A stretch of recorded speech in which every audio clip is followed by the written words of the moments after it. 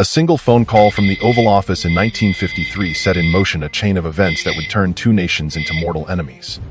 No declaration of war, no treaty, just one American president's decision to overthrow a foreign government. The consequences would unfold for 7 decades and counting. When Dwight Eisenhower took office in 1953, Iran was not yet Israel's enemy. Under the Shah, Iran and Israel maintained quiet intelligence ties. The Middle East was a chessboard, and Washington intended to control the pieces. Iran's Prime Minister, Mohammad Mossadegh, had been democratically elected. His crime was nationalizing Iran's oil industry, taking it back from British control. Britain wanted him gone. Eisenhower's CIA was asked to do the job. Operation Ajax was approved. The agency bribed officers, paid street thugs, orchestrated riots. Within days, Mossadegh's government fell. The Shah returned from exile more dependent on Washington than ever. For Iranians, the message was clear. America had crushed their democracy to protect Western oil. The humiliation never healed. The revolution that would eventually bring the Islamic Republic to power in 1979 was built on that memory.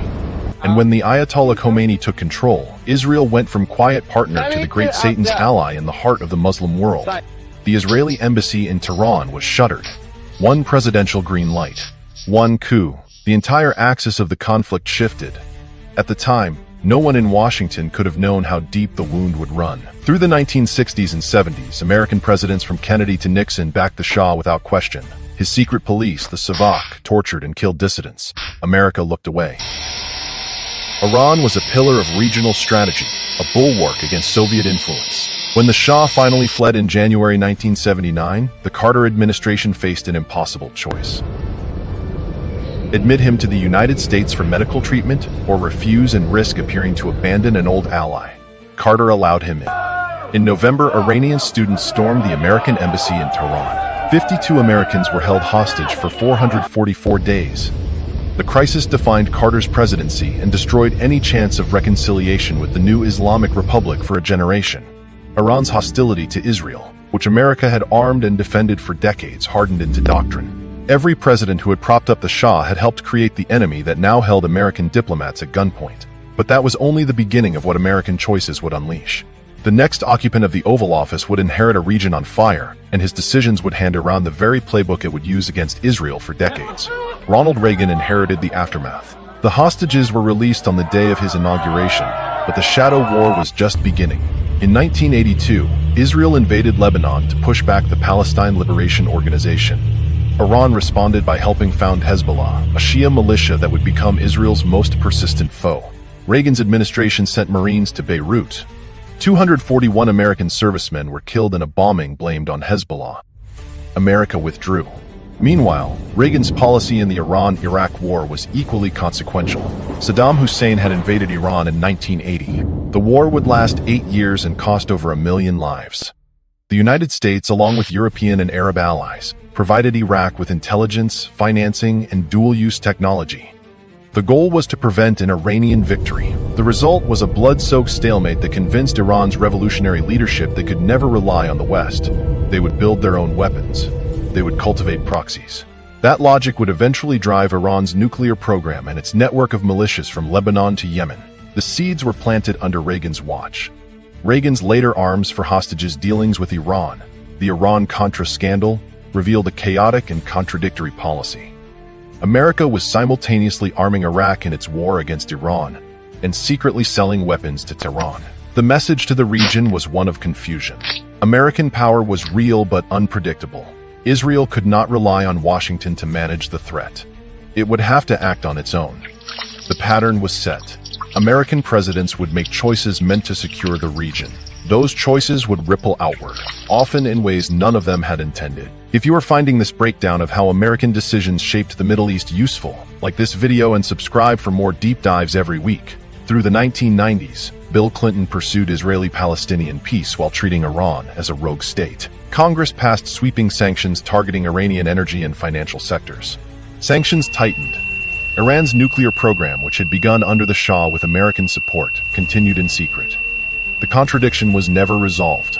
America had once helped Iran pursue nuclear technology. Now it would spend decades trying to stop it.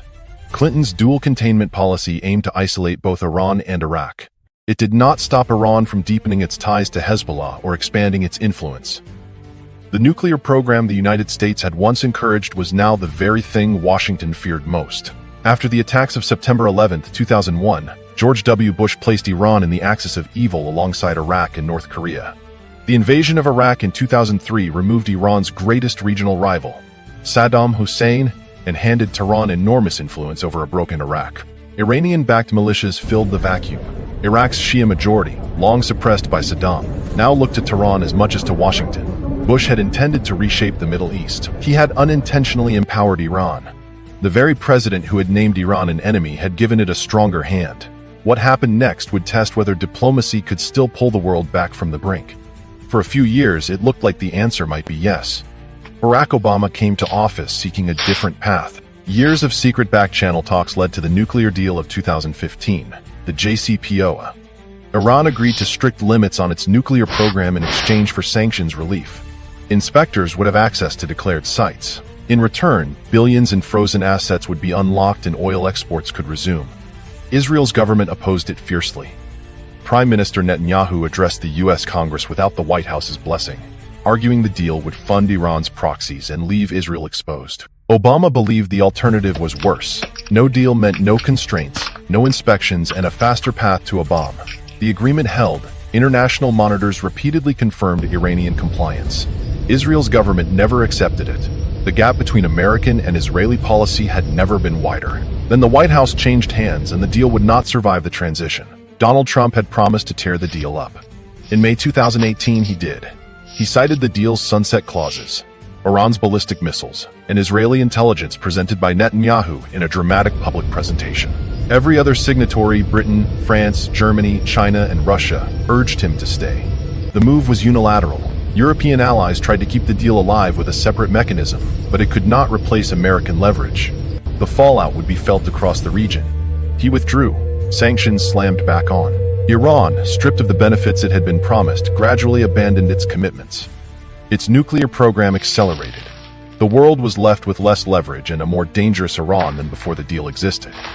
Trump's decision did not create the Iran-Israel conflict. It removed the one diplomatic structure that had briefly contained it. The shadow war intensified. Assassinations of Iranian nuclear scientists, operations widely attributed to Israeli intelligence. The Stuxnet cyber attack, believed to be a joint American and Israeli effort, had years earlier physically damaged Iran's nuclear centrifuges.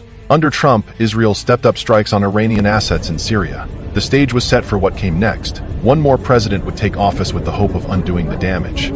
Events on the ground would make that hope almost impossible to fulfill.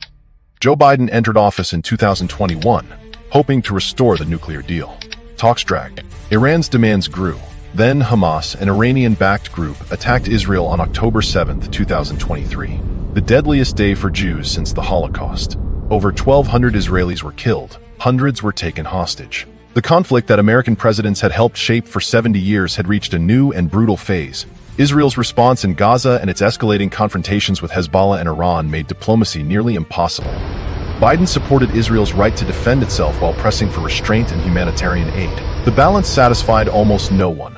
When Israel struck the Iranian consulate in Damascus in April 2024, killing senior Revolutionary Guard officers, Iran responded with its first direct missile attack on Israeli soil. American and allied forces helped intercept the barrage. Most of the projectiles were shot down. The line between proxy war and direct war had almost vanished. Biden had come in promising to restore the nuclear deal and de-escalate. Instead, he found himself supporting Israeli defense while trying to prevent a wider regional conflagration. American presidents had spent decades trying to manage, contain, or reshape the Middle East. Each decision, from Eisenhower's coup to Trump's withdrawal, had compounded. There was no single moment when the Iran-Israel war began. There were only the accumulated choices of American power, and the consequences that outlived every president who made them. The story is still being written. The bombs, the proxies, the nuclear question. None of it exists in a vacuum. Eisenhower's coup, Carter's choice to admit the Shah, Reagan's backing of Iraq and the birth of Hezbollah, Clinton's sanctions, Bush's invasion of Iraq, Obama's deal, Trump's withdrawal, Biden's impossible balance. Each decision stacked on the last. It exists because of what was done in Washington and Tehran, in Jerusalem, across 70 years. The Iran-Israel conflict wasn't written by fate. It was written by presidential choices. The next chapter is being written right now. Thanks for watching.